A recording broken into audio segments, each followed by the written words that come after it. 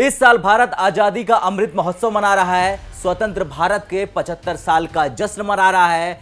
इन 75 बरस में यह भी खास है कि 15 अगस्त को आजाद भारत 75 साल का हो जाएगा। वहीं 21 दिसंबर को भारत और रूस की अटूट दोस्ती भी 75 साल पूरा कर लेगी। इन 75 सालों में भारत और रूस ने दोस्ती की अनेकों मिसाल कायम की है और यही वजह है कि आज हम बात करेंगे भारत रूस की यारी पर। रूस के जिस कच्चे तेल की खरीद पर प्रतिबंध लगा दिया गया था, भारत उसकी खरीद लगातार बढ़ाता जा रहा। जुलाई में तो भारत ने चीन को भी छोड़ने का दम दिखा दिया है। अनुमान है कि भारत इस महीने रूस से समुद्र के रास्ते तेल के सबसे बड़े आयातक के तौर पर चीन को पीछे छोड़ देगा। दरअसल रूस से छूट मिलने पर यूराल ग्रेड के कच्चे तेल की मांग भारत में लगातार बढ़ती जा रही है।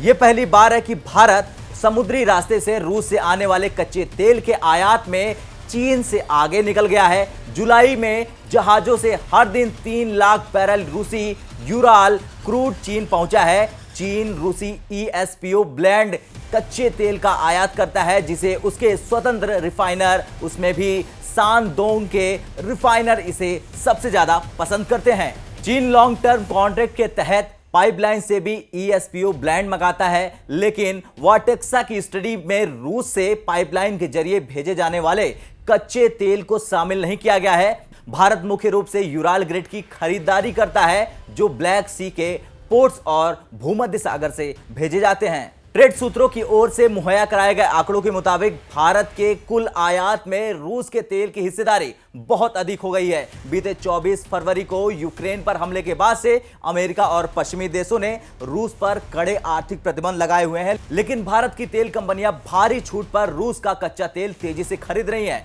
खैर, कैसी लगी भारत और रूस की यारी पर हमारी ये रिपोर्ट कमेंट कर जरूर बताएं। जय हिंद। 1971 में तो भारत के समर्थन में रूस आधी दुनिया से लड़ गया था।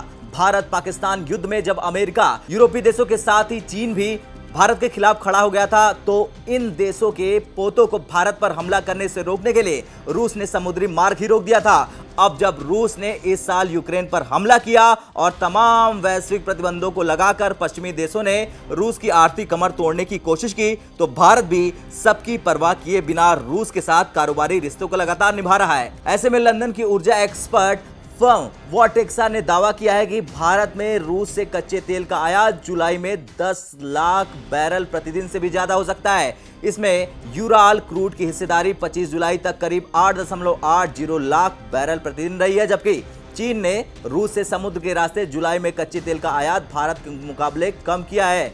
चीन और भारत लगातार समुद्री रूट से रूस का क्रूड ऑयल खरीद रहे हैं और भारत के जुलाई में सबसे बड़े आयातक के तौर पर चीन से आगे निकलने के आसार है।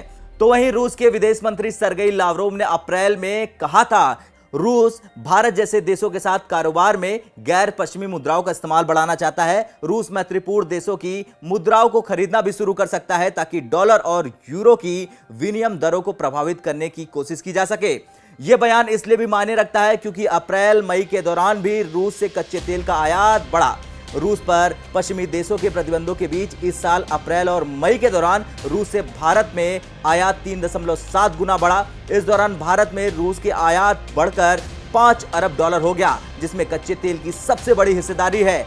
ये आयात 2021-22 में रूस से कुल आयात का लगभग आधा है।